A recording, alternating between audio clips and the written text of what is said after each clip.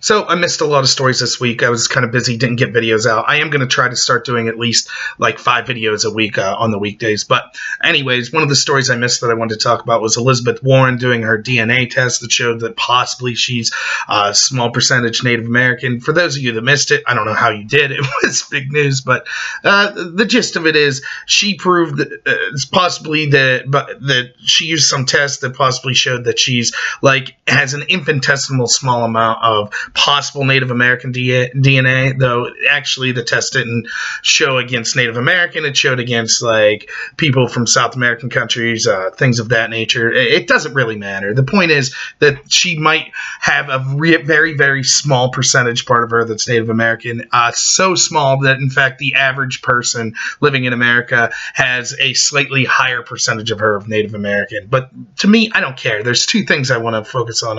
One is that the entire idea of identity politics is ridiculous, and this story and the media reaction to it prove it. And second, just the shadiness of using perceived ethnicity to benefit yourself, which I think is ridiculous. So let's start with that latter. There's conflicting reports. I'm not saying that Elizabeth Warren got her professorship at Harvard based on the fact that she claimed to be Native American. It looks like that's probably not the case, but certainly it was a benefit to her and to Harvard, who started spewing out, oh, we have a person of color. Elizabeth Warren's like, she's white, right? Like, what?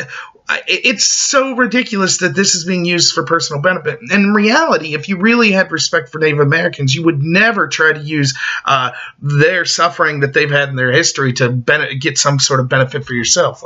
Clearly, she did that. I'm not saying she got her job, but clearly she used it to enhance her image. Clearly, Harvard did that to enhance theirs, and it's absolutely ridiculous. Even if the test would have came back that she was like 1/16th or 1/32nd or something, which it didn't. She's way less than that, but and possibly even, but even still, who cares? Did she grow up like in a tribal atmosphere? Did she have hardships because of this, her potential ethnicity? So then why should she get the benefit, perceived victimhood, to get some sort of benefit through her small amount of ethnicity of Native American? It seems ridiculous, and it's a slap in the face to Native Americans. And have you seen the spokesman for the Cherokee Nation came out and said that they thought this was ridiculous? I've seen other reports of other Native Americans and Indians saying that they think it's ridiculous. So it's just stupid. If you're raised in a Native American household, right? You're on some kind of tribal land, and you're 100% European ancestry. Well, I don't care what your blood says. You are the culture that you've lived in, and you're part of that Native American culture. And so if you had, if the past atrocities have led to that community having hardship today, and you grew up in it, then you would have that hardship. What does the blood have to do with it? It's absolutely insane. So, and this leads into the second point of just why identity politics is absolutely ridiculous. Like the media, like on both sides, you had like the right wing or the Trump's kind of supporting media coming out being like, ha, this is hilarious. It basically shows she's 99.9% white. How funny is this? And then you had the left wing media coming out saying like, aha, see, she is part Native American. Now Trump needs to pay up this bet. He needs to give $1 million, blah, blah, blah.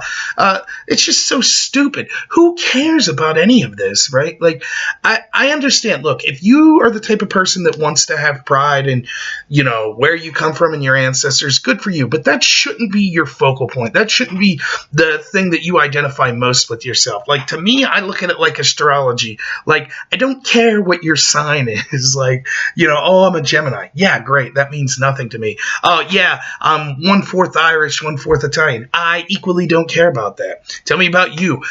How were you raised? What's your thoughts and feelings? Like, I don't care, right? Like, it's absolutely insane to me. And all it does is it drives division, which we see people on the left do this a lot, but now you're starting to see it on the right too. Like, you got the Richard Spencers and the white nationalists coming out like, I don't care. I don't want to group with people based on my skin color or ethnicity. I have zero interest in it whatsoever. I have more in connection with people of all ethnicities and colors that live in my small town than I do with people that have the exact same ethnicity as me that live in like New York City, right? It just, and even those geographical differences should be small when it comes to like communicating with people, having relationships with people and things of that nature. Ethnicity is so far down the list. That's slightly below gender or sexual preference. Who cares? None of that stuff matters to me. It shouldn't matter to anyone. Like, are you an interesting person? What's your kind of thoughts and feelings, your philosophies on life, things of that nature, things that you choose, not your immutable characteristics like what's in your blood. It's just nonsense. And like, I get that there's people that like things like affirmative action and policies like that. It's all terrible. We should do away with all of it. We shouldn't have policy. Like, look, there's no doubt this country committed atrocities. Every country in the world did. If you go back far enough, I'm sure that every ethnicity and culture has harmed another ethnicity or culture in some ways, some more than others. Yeah, I get that. And this country's certainly not innocent, but as long as we keep dredging up the past and keep blaming the past for situations today, things aren't going to get better. And I don't care what you're, and I'm talking about like gender, religion, ethnicity, all of those things. It's just used to divide us. Like, the truth is that if you're born and you're in the United States today, right, you're already 99% luckier than the entire history of humanity, right? Like, go back 200-300 years and we're talking about the bulk of the country are serfs, right? They're struggling day to day to get by for food, things of that nature in most areas of the world. And that still happens in small and thank goodness we're getting better. The amount of people in poverty across the world, the amount of people who are starving, it's incredible the rate at which we're solving that.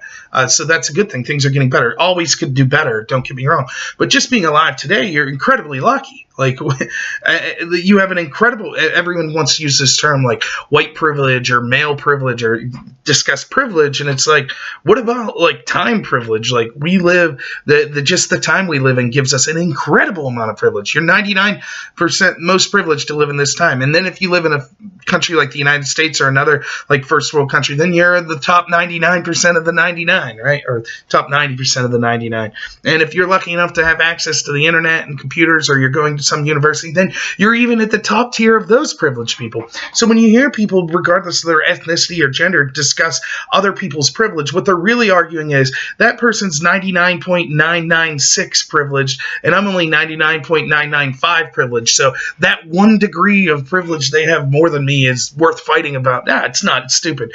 Look, regardless of the situation, that some people were born luckier than others, like you want to talk about like not ethnicity but like genetics. Maybe you're born with a terrible disease and things like that, and yeah, as a people we should come together and try to help people that have been given a bad lot achieve, but that doesn't mean necessarily that we should have laws that do that, especially when they're all encompassing, like based on a gender or based on a sexual preference or based on an ethnicity. The whole thing is just ridiculous. It just drives division. And in reality, what you do is when you set up these policies, you're basically making whatever group you're attempting to help like dependent on you, which means that they're never able to they don't have to like strive hard to achieve as hard as they would have regardless without these policies in place. So like, I don't, like, if you're Native American and you're out there and you're watching this, like, you might be really PO'd about, like, the things that happened in history, and you have every right to be, but you can't use that constantly to blame, like, your situation in life today. You just have to say,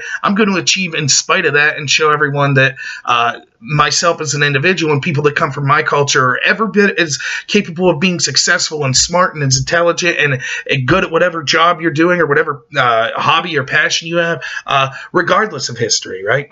And once we all start doing that, then it's just like these ethnic questions or gender questions, like they seem to go to the wayside. Now, that's not to say that we shouldn't look at like ethnicities and things like that when we're talking about like possibilities for like kind of ethnic specific diseases, or not specific necessarily, but some diseases target more ethnicities or genders more than others. Like, yeah, that type of stuff. Sure, we should never deny science, right? Like, we shouldn't we should look into those differences. But when it comes to like who we are, hey, we're all responsible for ourselves, right? Some of us had bad childhoods because our parents weren't so great, or because we were ill, or because we were impoverished, or things like that. But blaming the past doesn't help anything. And this Warren situation just really served to highlight just how, like, so many people want to jump on identity politics. And again, if you're on the left and you think this is a good idea, and I shouldn't just say on the left, but if you're someone who's like, yeah, but I do believe in things like affirmative action, and I do believe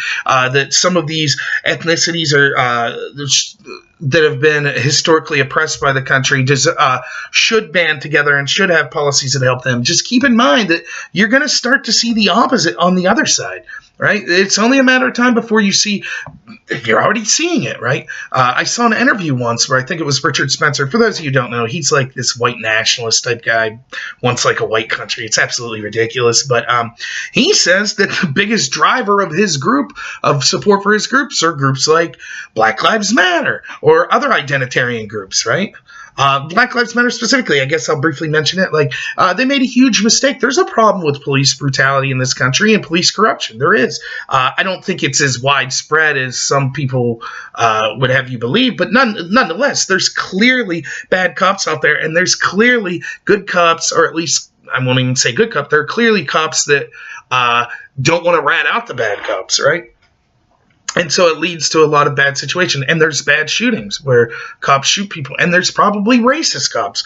And there might even be racist cops that shot people based on their skin color. I'm not saying that that's true. But when you make it a racial issue specifically, you lose a lot of allies. And you start to see a lot of extremism and division even amongst that movement, where it could have been a movement that's like, we need to stop like the militarization of the police, and like we need to ferret out police corruption when it exists. And we need to look at law enforcement agencies. The real way to go about it would say, we're not saying that the system is totally corrupt. We're not saying everyone's evil. We're saying we need to have a dialogue with people in law enforcement and find out the best way to get rid of the bad apples and how to work with communities to be able to ensure that there's more trust that goes on. But instead, it was just like, yeah, everyone's racist. The cops are all racist. This is a matter of race.